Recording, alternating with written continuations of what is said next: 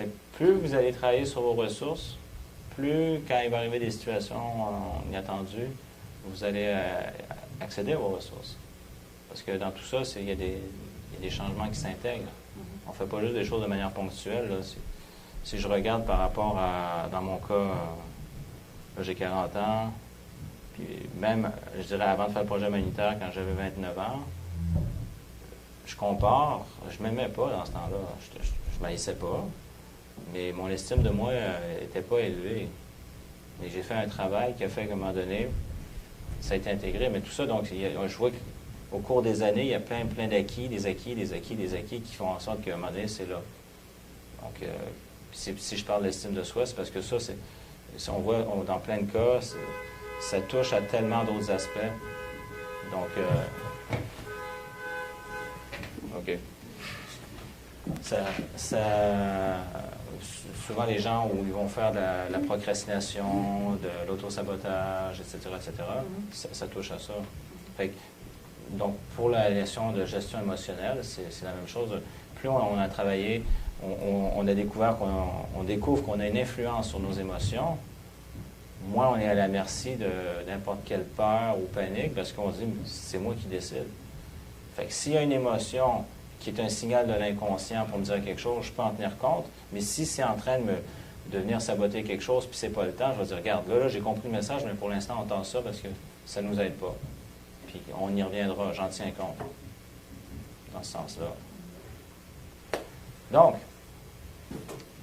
vous avez remarqué que quand je vous ai... Qu'est-ce qui s'est passé pour vous quand je vous ai décrit mon expérience dans l'océan Pacifique, donc près de cette plage au sud de Lima, au Pérou? Qu'est-ce que... Je ne voulais pas être à ta place. Parce que c'est ça. Moi, j'aime bien lire, mais c'est certain que les vagues, la mer, c'est naturel, puis je sais pas ce que ça va faire. OK. Tu es dans une situation là, que tu es pogné là. Tu ne peux pas rien faire à part de réfléchir comme tu as réfléchi, là, ou de paniquer. Tu as deux choix. C'est ta survie, mais j'ai comme l'impression que c'est vrai que le fait que c'est ta survie, que tu penses peut-être que je serais été dans ta situation, peut-être que j'aurais pensé vite aussi, parce que absolument je pense assez vite. OK. Moi, je suis plus émotionnelle, peut-être que je serais agi différemment. Ça te met dans ta situation. Je me suis mis pendant le temps. Donc, quand tu t'es mis dans ma situation, c'est quoi qui se passait pour toi? Moi, j'ai pas de requins, c'est pour ça que j'ai arrêté. Ça a arrêté ça. Moi, même pas ma peur de l'eau, mais ma peur du requin, j'aurais fait comme. Donc, j'espère qu'il n'y a pas de requin. T'étais où? En te mettant dans ma situation, est-ce que tu étais dans l'océan? Ah oui, moi, je me voyais dans l'océan. Moi, je me disais, mon Dieu, il n'y a pas de requin. OK.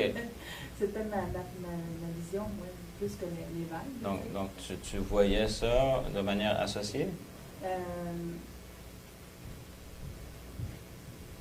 Oui, tu sais que j'étais plus associée que dissociée. Parce que tu disais, tu voyais le monde, là, tu sais, puis qu'il n'y avait pas de dark qui arrive. Puis là, j'avais comme l'impression que je regardais à gauche, à droite. Okay. Fait que je me suis sentie de cette façon-là, oui. OK. Puis tu étais dans l'eau, c'est ça? Oui. OK. Mais moi, c'était plus les requins. Puis tu te demandais s'il n'y avait pas des requins. Oui. Donc, moi, c'était la dernière de mes préoccupations à ce moment-là, les requins. Oui, c'était une question de minutes avant que ma vie se termine. Il fallait trouver une solution rapidement. Non, je ne pourrais pas répondre si j'étais associée ou dissociée. Ce que je peux dire, c'est que j'ai suivi l'histoire d'assez proche pour croire, ressentir qu'est-ce qui se passait. Et du moment que j'ai compris que c'était dans une situation d'urgence et que moi, cette situation d'urgence ne m'inquiétait pas, dans le sens où elle était importante, urgente, mais d'un autre côté, mon esprit était très clair.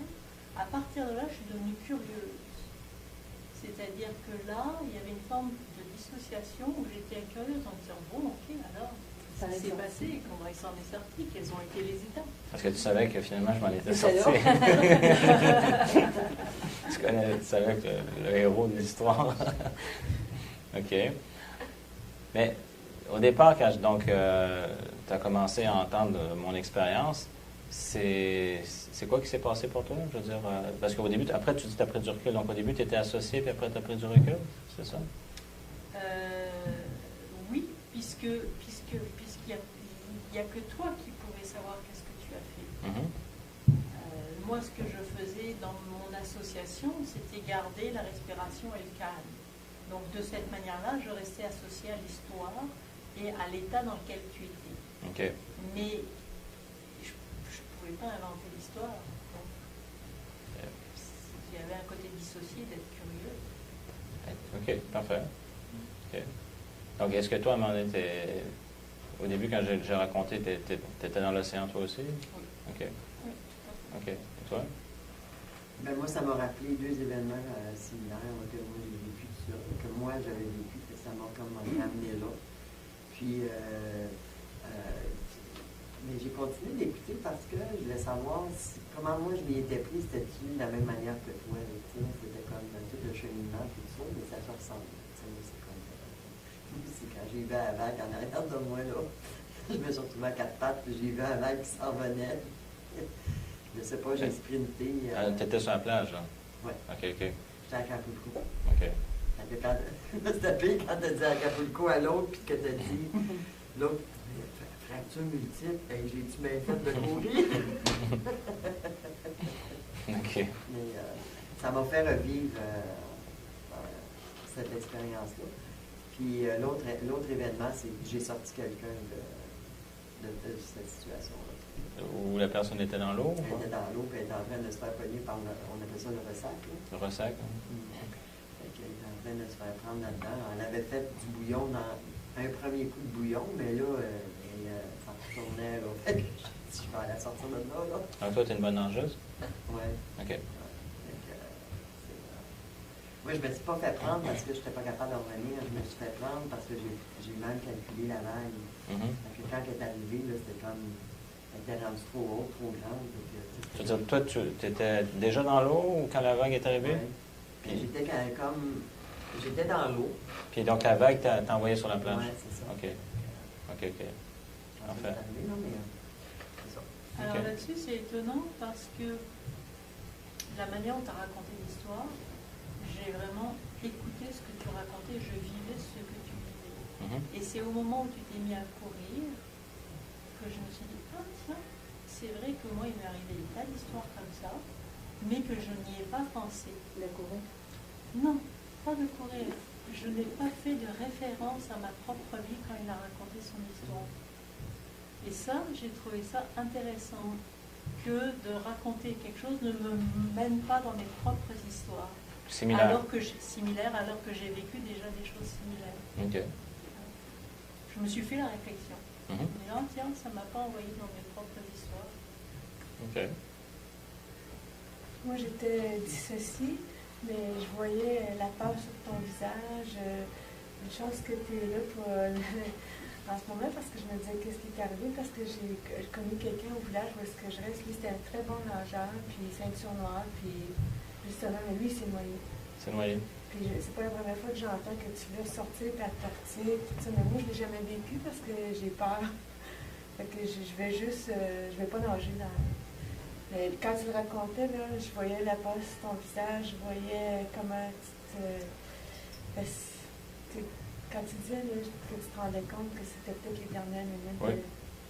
là, je le sentais, c'était comme un film, là, que je le voyais, moi, j'étais dissociée. OK. Donc, c'est comme si tu me voyais dans l'eau. Oui, puis, ouais. Je le voyais dans l'eau, mais je voyais la peur sur ton visage, comme quand tu écoutes un film, justement, puis que tu es embarqué, qu'est-ce qui va arriver, tout ça, même, je savais la fin parce que tu es là, mais sinon, je me disais, ah, lui, il va-tu... Il a été blessé. Vous voyez, donc vous avez eu différentes expériences. Donc, certaines se sont associées à l'expérience. D'autres ont même, ça fait référence à des expériences que vous avez eues. Quand tu étais en dissocié. Mais une chose qui est indéniable, c'est que pendant que je vous ai partagé raconter mon expérience, vous êtes fait un paquet de représentations internes. Oui. Et ça, c'est puissant. C'est-à-dire que quand on raconte une histoire, la machine à représentation interne est partie. C'est pas la même chose que si je vous avais dit, admettons en termes de manière plus conceptuelle, il y a des situations dans la vie où nos émotions peuvent nous bloquer et il est important d'arriver à avoir une bonne gestion émotionnelle pour gérer ces situations. C'est beaucoup plus abstrait ce que je viens de vous dire. C'est comme, OK, ouais, intéressant, mais encore. Donc, ce que je vous ai raconté, c'est que je vous ai transmis ce message-là, mais à l'intérieur d'une expérience où vous avez pu faire un paquet de représentations internes.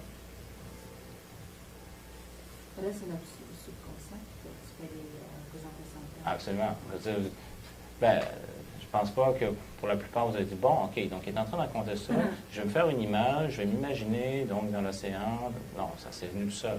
Ça se fait automatiquement. Puis, donc, on a vu, même, vous l'avez fait de manière différente. Donc, il y a en mode associé, en mode dissocié. Donc, il y en a qui étaient à ma place, il y en a qui me voyaient.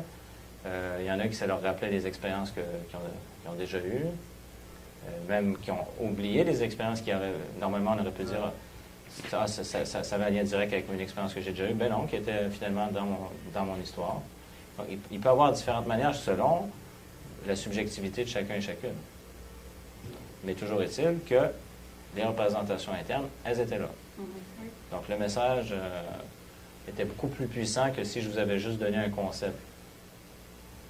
Moi, les concepts, mais bien dans le Ben, regarde, comparez entre ce que je vous ai raconté puis ce que j'ai dit juste avant, que dans des situations d'urgence,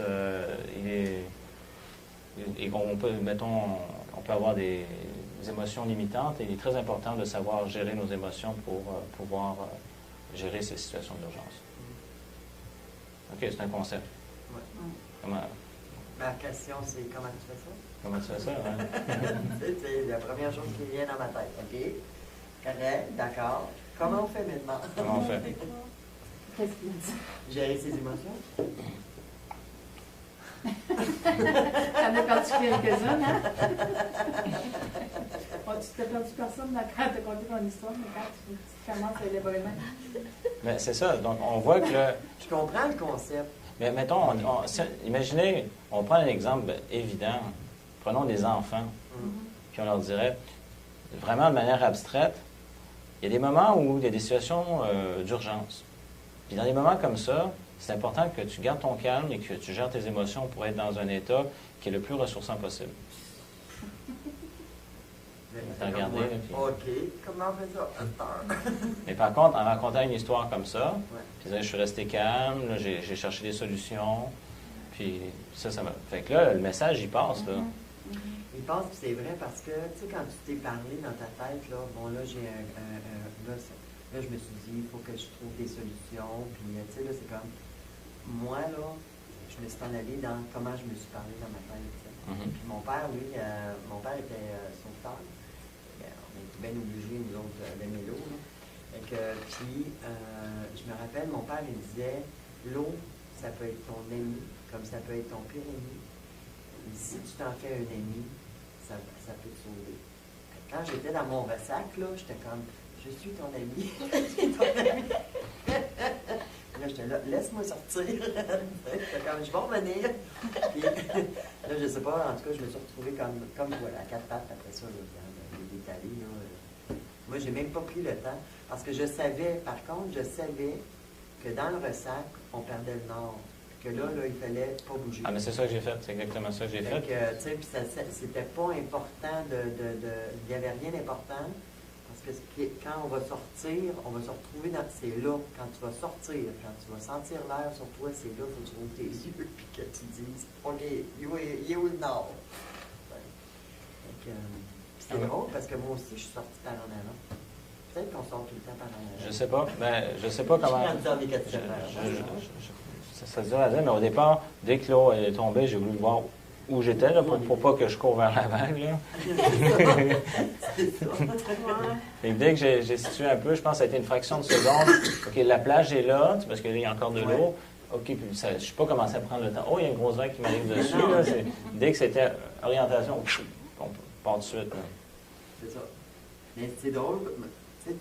Là, je me pose la question, là, est-ce que quand on sort du ressac, on est toujours une trentaine même, là, sur le bon bord? On pourrait faire une étude On pourrait faire une Il étude. faut pas faire une statistique sur 2 personnes. Je vais envoyer ça sur Facebook. Question.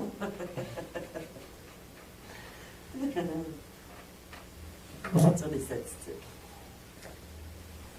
Alors, vous vous rappelez, là, on va toucher aux deux, mais parlant de métaphore, hier, je vous ai raconté donc un exemple de l'intervention où j'avais travaillé purement sur une métaphore et comment ça avait été un changement radical pour la personne. Hein? Donc, j'ai parlé, donc j'avais fait une intervention avec une thérapeute qui était prise dans une histoire d'héritage familial. Donc, ça faisait 6 mois, c'était lourd. Ouais, puis c'est ça. Puis la manière, à un moment donné, qu'elle l'a décrite, moi, tout à coup, elle m'a lancé cette métaphore. Je suis comme prise dans une toile d'araignée. Ah, métaphore! Ah! OK, parfait. Fait que là, parle-moi un peu plus de ça. Puis là, on a commencé à jouer avec la métaphore, puis tranquillement, moi, je l'ai accompagné. Puis c'est devenu un fil qui montait vers le ciel bleu, puis que ce fil, donc la toile d'araignée, a fini par devenir rose, puis devenir de la barbe à papa dans un ciel bleu. C'est comme quelqu'un dirait, ouais, c'est quoi, ça a changé quoi? Mais ça a changé toute son expérience interne par rapport à ça. Parce que le lendemain, elle s'est réveillée, elle était légère, elle n'avait pas été légère depuis 6 mois. Elle était bien, elle m'a appelé le soir, puis elle m'a dit, j'ai un poids qui m'est tombé des épaules. Et pourtant, logiquement, on pourrait dire, oui, mais qu'est-ce qu'un la barbe à papa rose qui va dans le ciel bleu a à faire avec une histoire d'héritage? On s'en fout du moment que ça marche pour elle. Oui, mais je veux dire, elle expliquait ça à un psychologue pour le fun. Là. Ouais, la barbe à papa, c'est comme, quand tu es jeune, tu sais, c'est comme quelque chose d'heureux, de léger, c'est ça. Quand tu prends ça, c'est comme de l'air. Fait que dans le fond, la barbe à papa, pour elle, c'était léger. Okay. Elle avait besoin d'enlever ça sur les épaules, c'était lourd. Fait qu'elle a fait un inverse, elle a genre quelque chose de léger. Quelque chose de léger. Donc, ouais, donc c'est ça, c'était léger. Donc, c'est des symboles, symboles de légèreté. Donc, autant c'était lourd, elle avait plein sur les épaules avec cette histoire d'héritage, que son inconscient a exprimé des symboles de légèreté. Et de sucré aussi. Oui, donc il y a du plaisir là-dedans. L'héritage ne devient plus une toile d'araignée où on se fait bouffer, mais ça donne un gain de plaisir. Ouais. Donc c'est rempli de symboles. Ouais. Puis tous ces symboles-là, ensemble, ont fait en sorte que le lendemain, dans les faits, elle était bien, donc au niveau de son état. Donc les histoires d'héritage n'étaient pas réglées au niveau logistique, technique, tout ça, c'était pas fait. Mais dans son monde intérieur, elle ne gérait plus de la même manière.